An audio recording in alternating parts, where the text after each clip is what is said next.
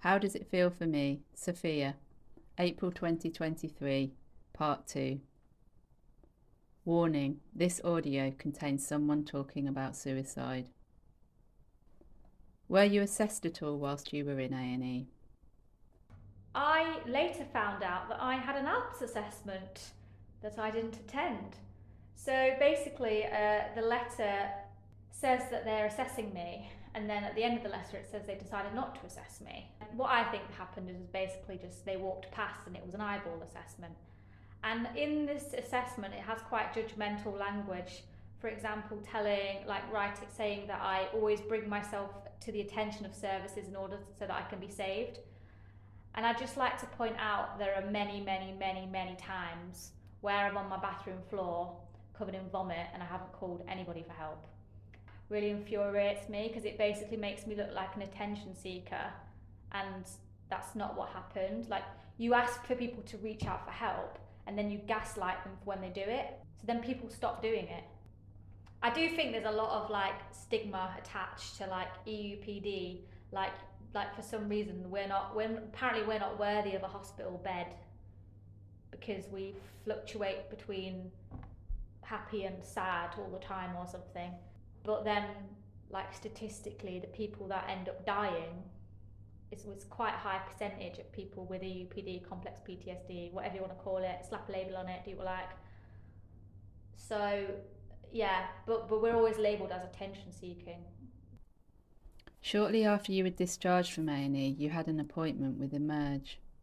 Before my appointment with Emerge, I'd overdosed. I went to my appointment, I felt fine at first, and then I kind of fell asleep, and then obviously started fitting and stuff.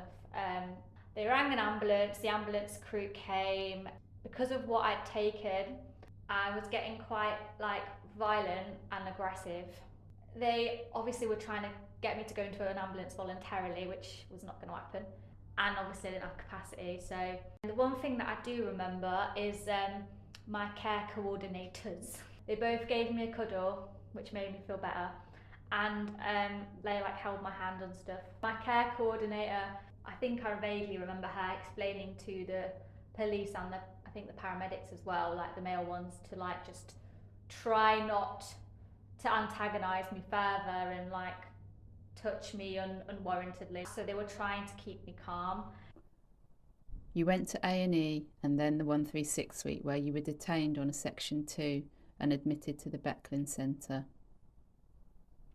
You were then discharged from the Becklin Centre to the care of the Intensive Support Service, ISS. How was that?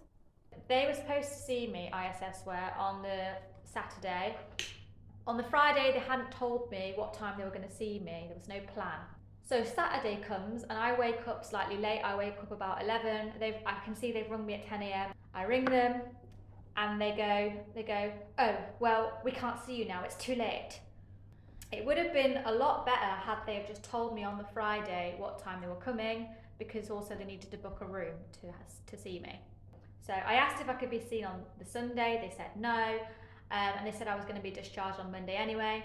So what they ended up giving me was a 13-minute phone call of their time, and that was their wraparound care.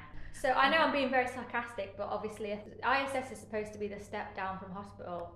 How is a 13-minute phone call when someone's just come off a section? How is that enough support? Can you share any positive experiences of your care? My care coordinator arranged an MDT. Basically, she invited everybody but the kitchen sink and just talk about ways to manage risk and what Emerge have learned about me and how to work with me better. And one of the things that was really good is that the police and the ambulance crew are going to try not to, where possible, send just male staff, because they know that that's not going to go well. And I think my care coordinator also gave them an overview of my history, so that everybody's on the same page of exactly what my history is and why I'm the way I am, so that I'm not having to repeat myself. Finally, you wanted to talk about a positive experience that you had with the crisis team. So I'd been referred to the crisis team from Wellbeing Cafe, and the crisis team rang me when I got home, And this lady, she was so nice, let me tell you. I nearly cried afterwards. She didn't do any of that sort of like, why don't you go and have a bath? So I'll go for a walk at 4 in the morning things. She just listened to me and listened to why I was feeling how I was feeling, which was very suicidal. And just listened to me with a bit of like compassion and some empathy. Because of how nice she had been to me, it meant that I was really honest with her and I told her what I'd taken. I didn't know this, but she'd also rung an ambulance on me because she wanted to have me checked over. So I did actually go in the ambulance and do my obs, and then decided not to go to A&E. But I just thought that was probably the best response I've ever had from the crisis team. Thank you to Sophia for sharing her story.